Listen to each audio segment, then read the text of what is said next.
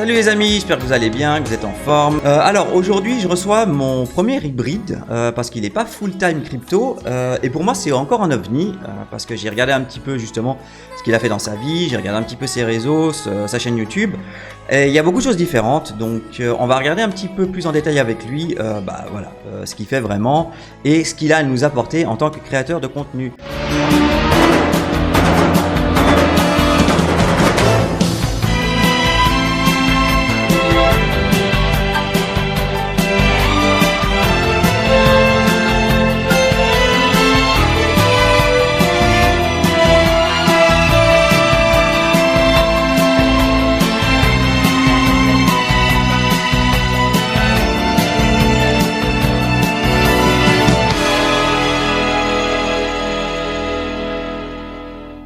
Anthony, comment vas-tu? Écoute, ça va bien, je te remercie.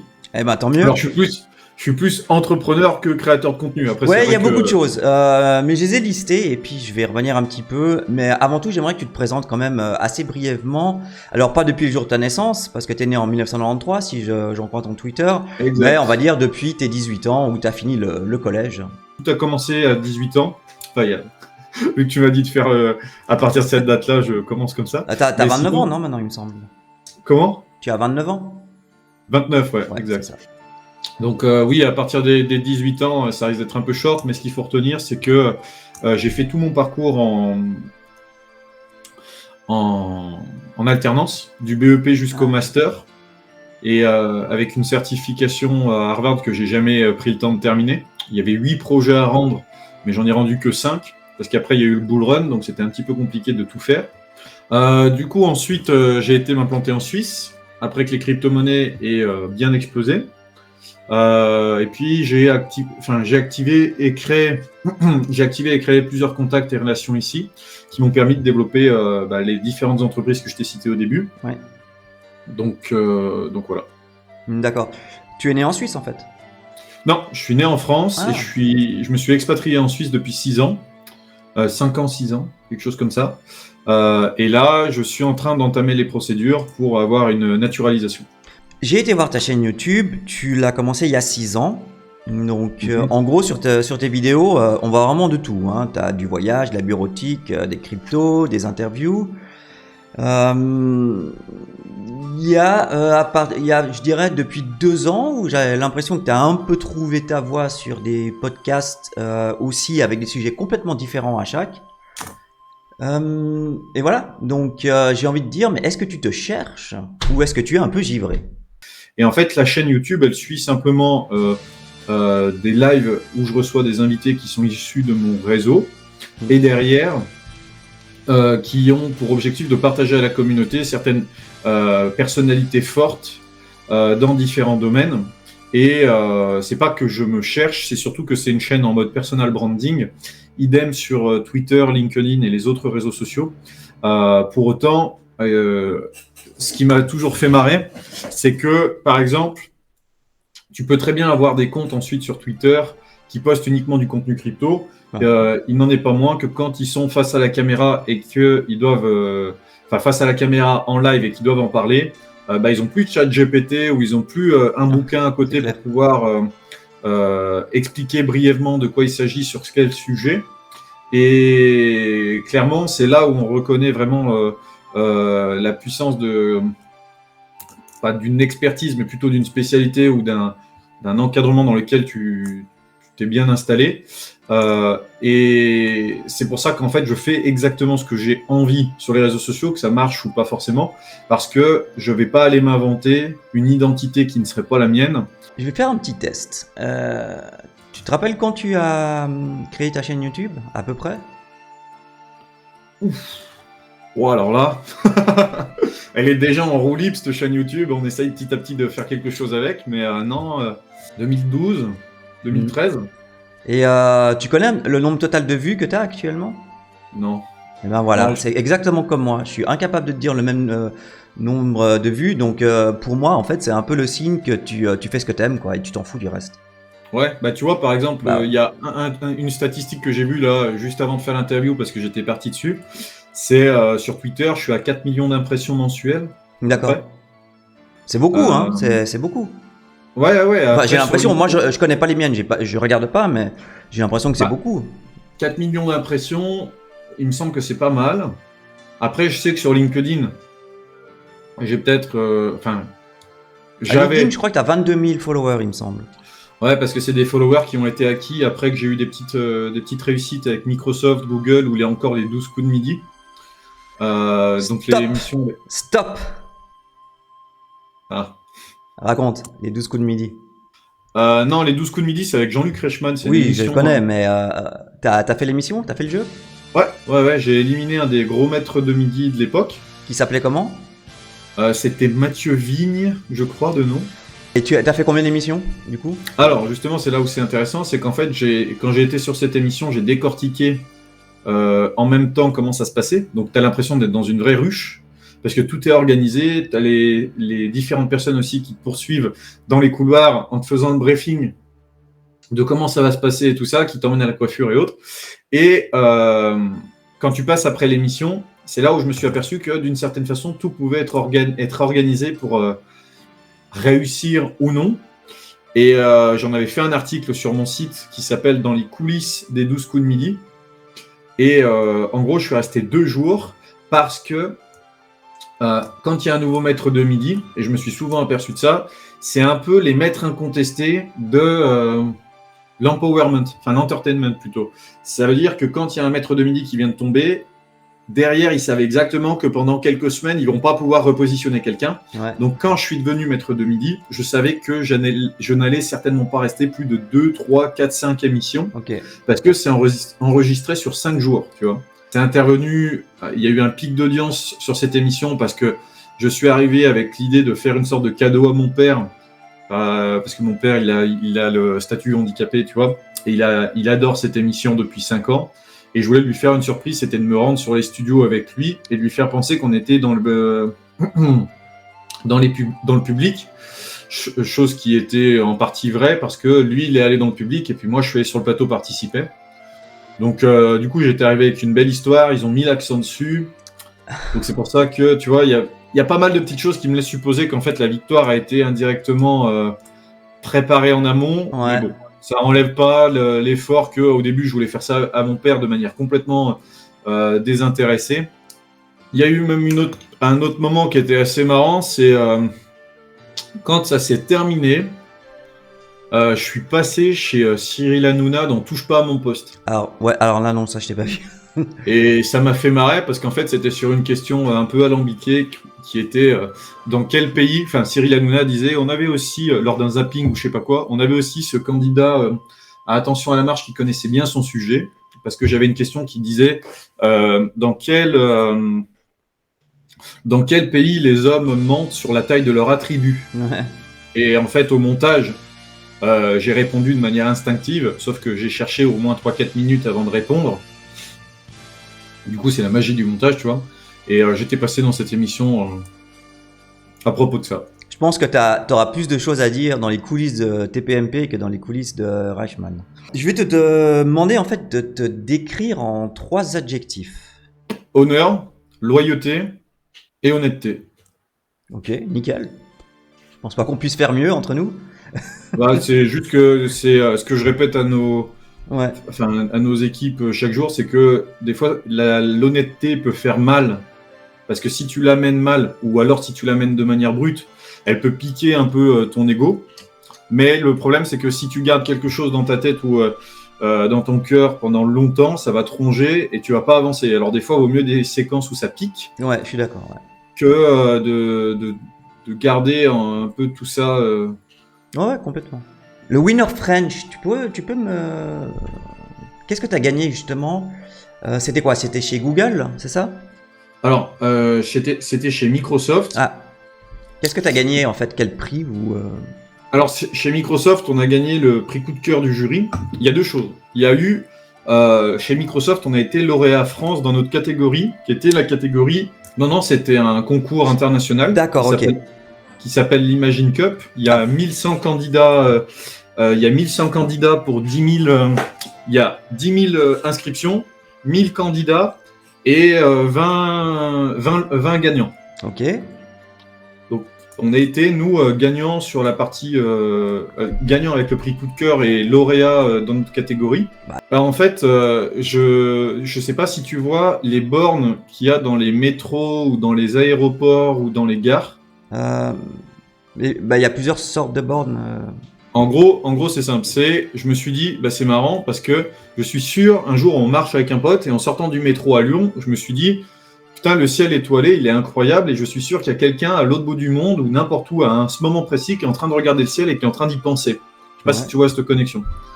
Et je me suis dit, c'est marrant, je suis sûr que dans les lieux publics et dans les endroits où on patiente, en général, et où on n'a pas de valeur ajoutée, on pourrait arriver à casser un peu ces phénomènes d'ennui. Et ce projet, on a été le présenter à Microsoft avec la maquette, la présentation et tout ça.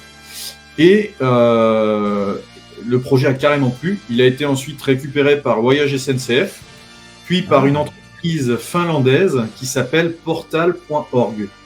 Et ils l'utilisent encore de nos jours. Ouais, tu peux regarder. Maintenant, il y en a qui sont implantés un petit peu de partout dans le monde. Parce que c'était en quelle année que t'as fait ça?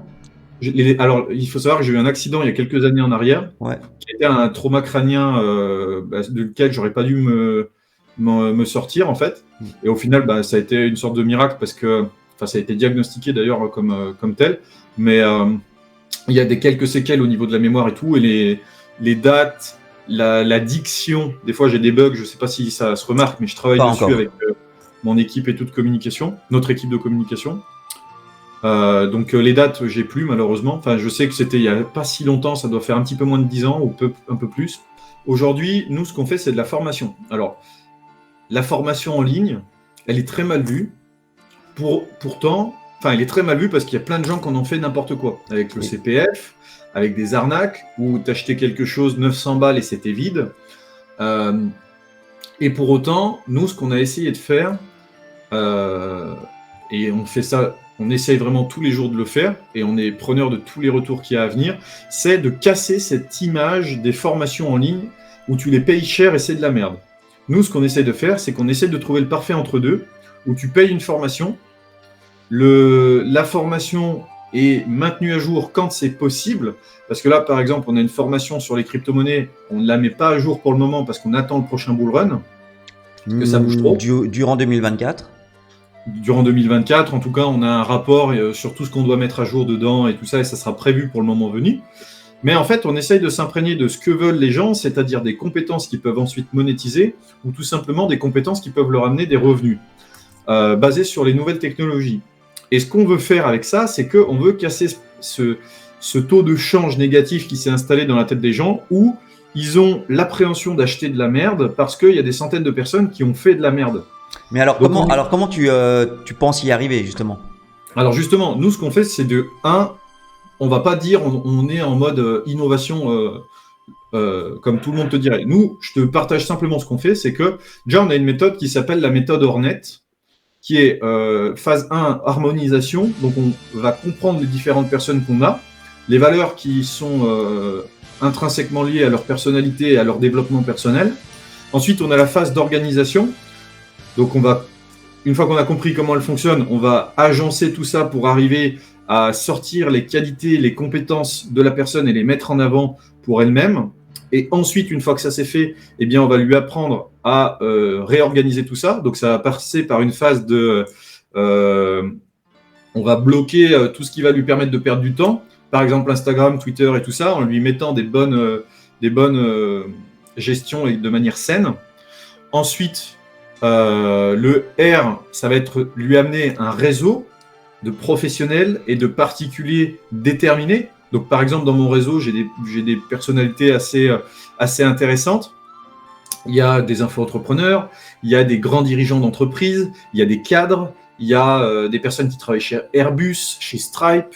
Il y a aussi des personnes qui travaillent chez Ethereum, qui sont un petit peu moins de passage, parce que forcément, c'est des personnes qui sont prises, mais avec qui j'entretiens des bonnes relations et qui s'amusent aussi. Il y a Paul de chez Crypto Formation, il y a Chantal, il y a plein de personnes. Paul, c'était Paul, le nom du maître de midi, qui était autiste. Ah, Paul, bien vu. Ouais, bien c'était vu, Paul. Ok. Alors, tu as plusieurs formations. Alors, justement, au niveau prix, on tourne aux alentours de combien ? Ça dépend. Si par exemple, t'es membre chez nous, donc c'est-à-dire que tu payes.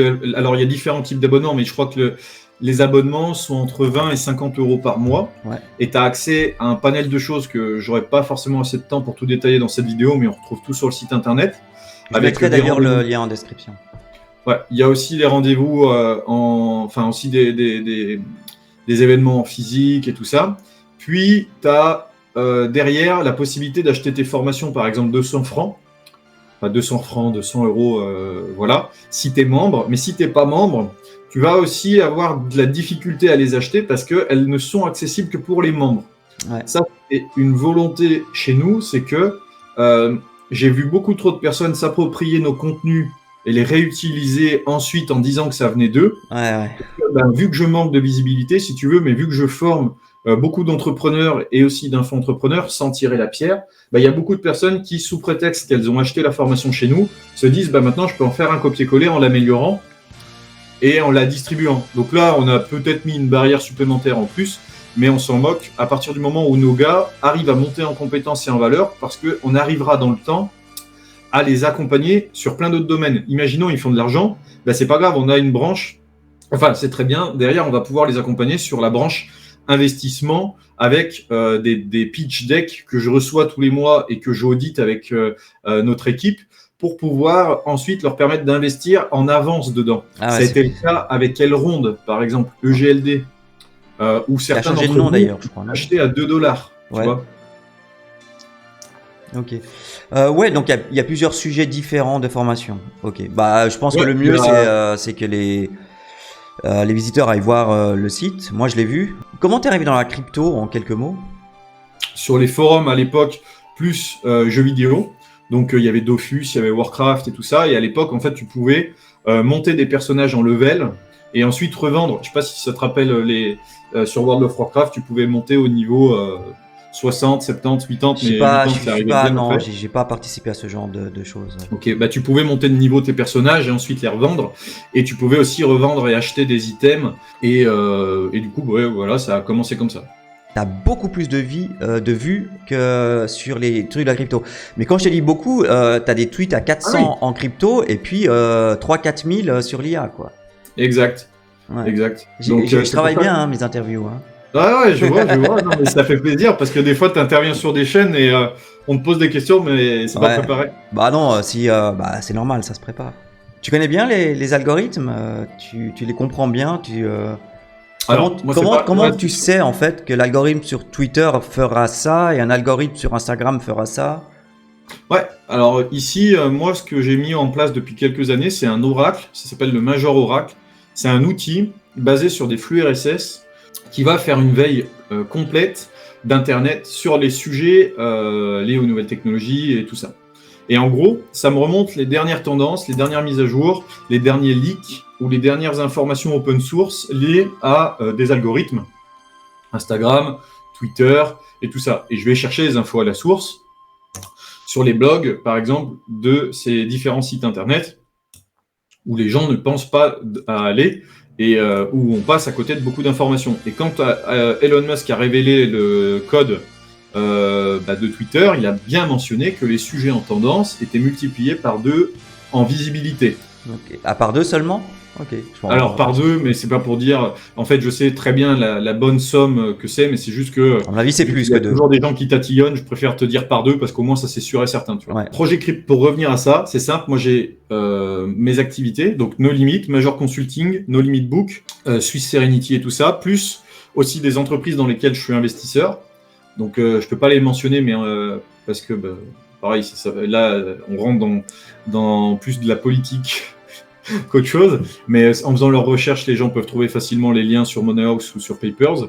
Et en fait, il y a une entreprise qui fait du développement, du consulting et de l'audit de smart contracts et qui me tient à jour sur les dernières nouveautés de ce domaine, parce que je peux pas être omniscient, comme n'importe qui au monde, bien évidemment. Ensuite, j'ai une entreprise qui, elle, fait du développement, de la sécurisation et de la création de projets pour de l'intelligence artificielle. Et en fait, si tu veux, j'ai pléthore de compagnies dans lesquelles je suis soit actionnaire, soit advisor, soit au board. et dans lesquels à chaque fois j'obtiens des éléments chaque fin de 2 semaines ou mois pour me tenir à jour des évolutions des projets. Et puis moi j'ai juste une logique décisionnelle où en gros je vois toutes les nouvelles technologies et avec l'entreprise de consulting à côté, ça me permet d'avoir une vision un petit peu atomique. Là où les gens te diraient oui mais Major il n'est pas spécialisé dans les cryptos, oui mais Major il n'est pas spécialisé dans l'IA. Foncièrement moi je m'en fous de ce que les gens disent. Je me base sur un truc qui a fait beaucoup de réussite dans les différentes entreprises avec qui on a travaillé, c'est d'avoir cette possibilité d'aller chercher des éléments dans un domaine qu'on ne l'a pas ailleurs. Exemple, j'ai quelques connaissances approfondies dans un domaine spécifique de l'IA qu'on peut mettre dans un autre domaine que j'ai aussi comment on appelle ça comme notion intellectuelle également dans la permaculture. Et en joignant les deux, on arrive à faire des étincelles parce que on a de l'agilité, tu vois, cérébrale et on n'est pas focus que sur un seul domaine. Tu veux dire qu'entre-temps, j'ai changé de décor? Comme ça, au moins, les gens pourront... J'ai changé d'habit, on a changé de décor en fait, juste pour vous dire les amis qu'en fait on a dû arrêter une partie de l'interview parce que on avait un peu trop pris de temps et tu avais en fait tout simplement un rendez-vous, donc c'est un interview en 2 parties. Ok, alors du coup on va reprendre un petit peu les questions, il en restait pas beaucoup au niveau des questions crypto. Alors je demande tout le temps à mes invités donc quel salaire on va dire il arrive à dégager de ses activités crypto. Alors je sais pas si tu es d'accord de le faire. Ouais, tu m'as dit salaire donc ça va. En salaire entre 4500 et 7000 par mois. Et en fait, c'est des revenus qui viennent d'où? Ouais, c'est des revenus qui viennent des principales activités qu'on a, donc c'est des consultings, c'est également des différentes entreprises. Et après, il y a une autre sur laquelle je ne communiquerai pas, mais bien évidemment, il y a aussi les dividendes aussi qui tombent chaque année. Bien sûr. Des dizaines d'entreprises qu'on possède. 2 dernières questions crypto. Qu'est-ce qui t'excite dans la crypto? Moi, principalement, c'est les applications concrètes long terme. Tu vois, par exemple, rien que dans le médical, ça voudrait dire que dans les prochaines années, tu serais en mesure d'aller enregistrer toutes tes données personnelles sur une blockchain pour être sûr et certain qu'il n'y ait pas d'altération possible et que derrière, ça ouvre des champs qui sont pas encore imaginables maintenant, mais que moi, j'arrive assez bien à visualiser. C'est de créer des sortes de cerveaux de personnes qui peuvent être des doubles numériques, de personnes qui peuvent être décédées et qui prouvent que c'est bien leur connaissance, leur souvenir et leur base de réflexion qui a été fondée sur pas mal d'années d'expérience et autres, qui seront de toute manière inaltérables. Et à l'inverse, qu'est-ce qui te fait peur peut-être? Pas grand-chose, mis à part des États qui font certainement, à mon sens, beaucoup de travail pour essayer de réguler ça correctement,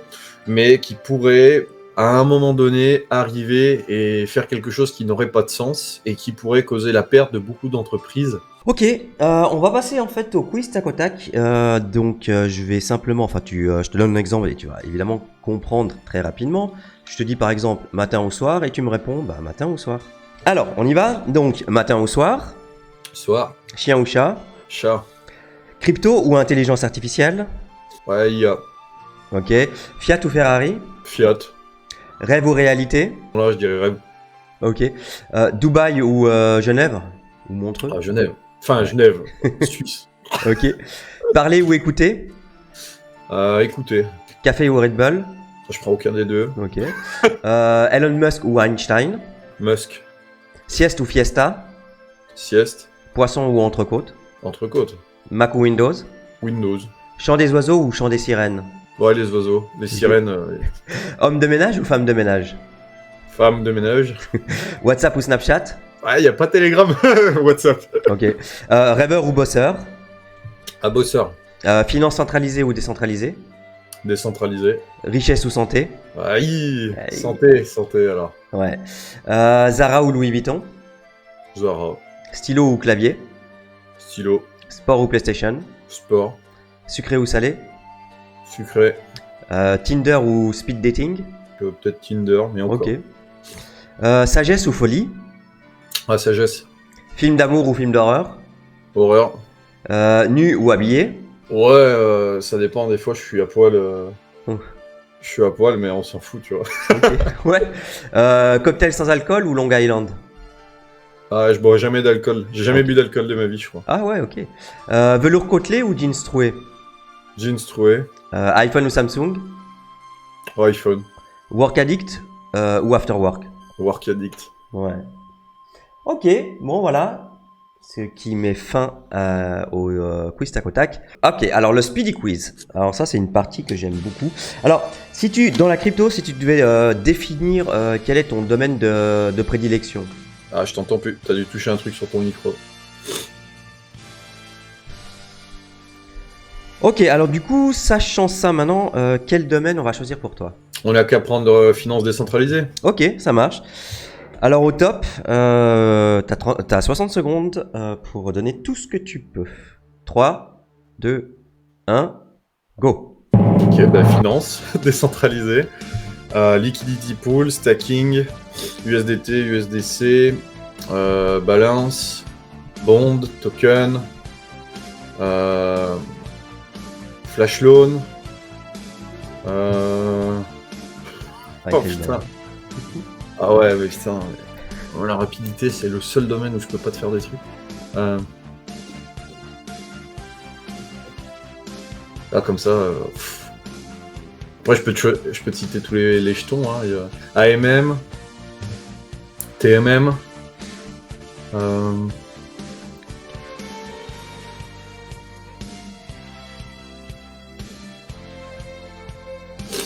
Reste 10 secondes à peu près. Ouais, OGLD, Metaverse, de Shiba. Ouais. Ouais, non, je sais, c'est un exercice qui est beaucoup plus difficile qu'on pourrait le penser. Il y en a qui ont des blocages extrêmes, quoi. Bah là, moi, pour le coup, c'est pas, enfin, les trucs de vitesse, c'est sûr et certain. Moi, j'avais besoin d'avoir du temps supplémentaire des fois à l'école pour des trucs à cause de ça. Mais ouais, là, c'est sûr et certain, je suis incapable de répondre rapidement sur des trucs. On va passer maintenant aux interviews Cryptor. Alors je t'explique, mais pour ça je vais te montrer. Ok, alors du coup tu vas devoir toi choisir 2 interviews sur les 16. Voilà, tu dois les choisir par le nom, par ce qui te semble être bien. Certains sont révélateurs par le titre et d'autres un peu moins. Donc à toi de prendre les risques et de choisir ce qui t'intéresse. Vas-y, côté obscur, psy. On va voir ce que ça donne. Ok, alors on va commencer par le psy et on ira après au côté obscur. Alors, je vais te donner des adjectifs et tu vas me dire si tu l'es ou non. Ok. Alors, maniaco. Oui. Sociopathe. Schizo. Oui. Nympho. Oh la vache. Mais un info, ouais, nympho quoi. Bah ouais. Vas-y, bah on va dire non quand même. Gigolo. Non. Vibro. Vibro. Ah non, non. Homo. Non. Mytho. Non. Mégalo. À pondérer, mais disons oui. Parano. Oui. Sado. Non. Mazo. Non plus. Exigo. Exibo. Ah, c'est exhibitionniste. Oui. Ok. Non, pas trop. Trio. Ouais, non. Pétardo. Pétardo, c'est quoi? La Ah fumette. non, pas du tout. Non, Ok. je fume pas, je bois pas, j'ai jamais... Ok. Et le dernier, sanglot. Sanglot? Ouais, c'est-à-dire, est-ce que tu as la larme facile? Ah, pas du tout. Je Ok. crois que j'ai dû pleurer 7 ou 8 fois dans ma vie. Ah ouais, d'accord, ok. Ok, bah voilà, on va passer maintenant côté obscur. Alors, est-ce que tu as déjà volé dans un magasin? Oui, un Playmobil. Est-ce que tu as déjà pensé à mettre fin à tes jours? Ouais, j'en avais parlé de cette période-là, c'était une période qui était vraiment pas facile. Mais enfin, je savais au fond que il se passerait. Enfin, je ne ferais jamais rien, mais tu sais, des pensées noires, quoi. Ouais, ok. Est-ce que tu t'arraches parfois les cheveux? Oh purée, ouais. Ah ouais? Ouais, régulièrement, parce que lié à quelques petits soucis psychiques et tout, liés à l'accident qu'on avait parlé là. Ouais. Bah ouais, de temps en temps ça arrive. Ouais. Ok. Est-ce que tu te fais craquer les doigts? Non. Est-ce que tu as déjà souhaité... là, il faut que je fasse attention à ce que je dis parce que YouTube aussi. Est-ce que tu as déjà souhaité du mal à quelqu'un, mais le mal final, tu vois ce que je veux dire? Ouais, j'ai compris. Oui, et c'est pour ça que je l'ai pas refait parce que c'est malheureusement arrivé. Et Oh. c'est après coup que je me suis rendu compte que fallait vraiment faire gaffe avec ce genre de choses. Est-ce que tu as déjà vu du sang? Le mien, très certainement, tu sais, quand tu te coupes. Ouais. Mais sinon, Celui de ta copine, par hasard? Non. non. Est-ce que les cicatrices, ça t'excite? Non. Est-ce que... Comme les tatouages aussi, c'est pareil. Ouais. Est-ce que tu as un animal? Ouais, j'ai un chien. Ouais. Ouais. S'il décède, est-ce que tu serais prêt à l'empailler et le garder chez toi? Non. Est-ce que tu as déjà pratiqué la magie noire? Non, mais je m'étais posé des questions sur ce que c'était et tout ça, je me rappelle. Est-ce que tu serais prêt à faire un pacte avec le diable et tout ce qui en découle? Oh non. Est-ce que tu as déjà fait l'amour en nombre impair?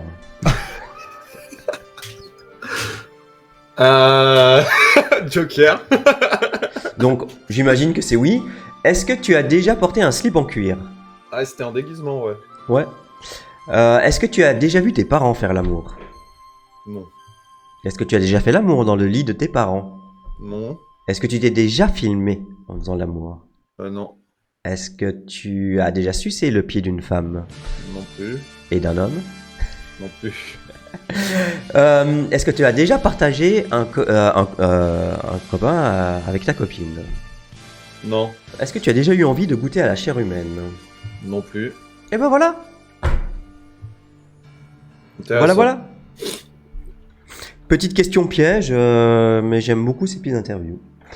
Ok, bah du coup on va passer à la dernière partie. Donc là on passe aux questions perso, donc vraiment personnelles. À ton sujet. Alors je pose toujours la même question, mais j'arrive jamais à me faire comprendre. Alors on est aujourd'hui en 2023, donc tu reviens dans le temps en 2009. Tu sais en fait ce qui s'est passé entre 2009 et 2023. Combien de bitcoins tu achètes ou tu aimerais détenir? Ah, je mets au moins toutes mes économies. Alors, oublie tes économies. Si tu pouvais décider d'en avoir, t'en voudrais combien? Je pense que je ferais le même move qu'a fait le dirigeant d'Ariani. Ouais. C'est d'arriver et de dire, bon ben, ça va valoir beaucoup d'argent plus tard et je vais en miner sur mon ordinateur. Je pense que je ferais ça. J'en minerais. Enfin, je recommencerais par en miner plutôt que d'en acheter. Alors, c'est une question vraiment théorique. On va dire qu'en 2009, les 21 millions, ils sont déjà tous émis. Ouais. Combien tu voudrais en posséder en 2009? Alors que tu sais tout ce qui s'est passé jusqu'en 2023. Ouais, peut-être 10 000, le plus possible, tu vois. Ouais, Bon. 1000 entre 1000 et 10 000. Bah ouais, évidemment. Il y en a qui m'ont répondu quelques millions. Bah, faut Ouais, je dirais, si t'en as 1000, c'est déjà très bien, mais ça...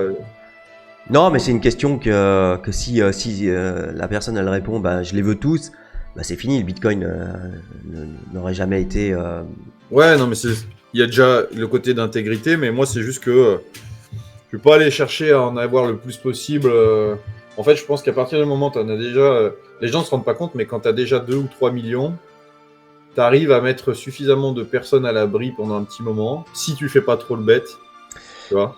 Bon, 2-3 millions en Suisse, alors Non, que t'es jeune France, comme t'es, ouais, non. Non, en France, déjà, Ouais, en un peu Suisse, plus, pour ouais, acheter bien un sûr. bien, ça coûte minimum 600 000 francs, un truc de 30 mètres carrés, donc laisse tomber. Ouais, ok. Avec qui tu voudrais, à qui voudrais-tu être pendant une journée? Tim Ferriss. Hein? Tim Ferriss, pardon. Qui ça? Tim Ferriss. Connais pas, tu peux C'est expliquer? un essayiste, intervieweur, auteur et tout ça, américain, qui a fait beaucoup de podcasts et qui essaye tout le temps tout un tas de choses. Et en gros, bah ouais, voilà, ce gars-là. Alors, on continue un petit peu les questions. Donc, ton meilleur souvenir à Harvard? Alors, j'ai pas été en physique, hein. C'était uniquement en cours dématérialisé à distance. Ok. Et sinon, c'était une discussion avec David. J'ai perdu son prénom, son nom de Ginola. famille. David, qui Ok, s'occupe David. du programme d'Harvard et en mode one-to-one, Ok. en mode discussion comme ça. Mec très très smart. D'accord. Et ça fait plaisir d'en fait discuter avec des gens comme ça parce qu'en France, dès que tu mets des chiffres sur certains domaines, bah, à chaque fois, tu as les discussions habituelles du style ouais, mais c'est pas bien de gagner de l'argent, Ouais, faut le j'imagine. donner, tout ça. Donc, bon. Qui a eu la plus grande influence dans ta vie pour l'instant? Agnès Rousson-Mourier. Agnès Rousson-Mourier, c'est une de mes profs que j'avais depuis le Ah. BTS. Ok, d'accord. Quelle est la plus belle gifle que la vie t'a donnée? La plus belle aussi, la plus tragique, c'est l'accident de la natation là, Ok, qu'on avait parlé déjà. ouais. Ton plus beau souvenir avec tes parents? Ils sont, enfin, je veux dire, ils sont toujours là, tes parents? Ouais. Alors le plus récent, parce que le problème c'est que ma mémoire me fait défaut, mais le plus récent c'est le Puy du Fou. D'accord. Et donc, t'es allé le voir avec tes parents? Ouais, c'est un cadeau que nous a fait ma mère et mon père. D'accord. Et c'est absolument incroyable. La plupart des personnes m'en avaient déjà parlé. J'avais trouvé ça intéressant, ça avait juste attisé ma curiosité. Mais en vrai, une fois sur place, en fait, le parc, à mon avis, tout le monde t'en fait des caisses, les parcs d'attractions et tout. Mais je pense que le parc, le Puy du Fou, est vraiment sous-coté, surtout les ciné-scénies.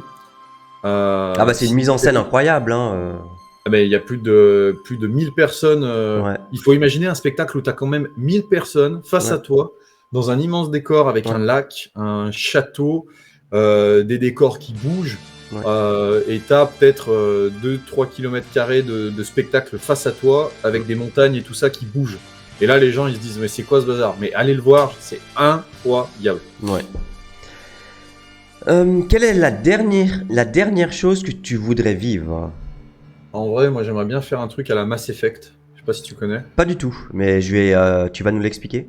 Mass Effect, c'est un jeu vidéo dans lequel tu as le héros principal qui travaille tout le long depuis une décennie pour lutter contre une race qui s'appelle les moissonneurs, qui vient moissonner la planète Terre, si tu veux. Et en Ouais. fait,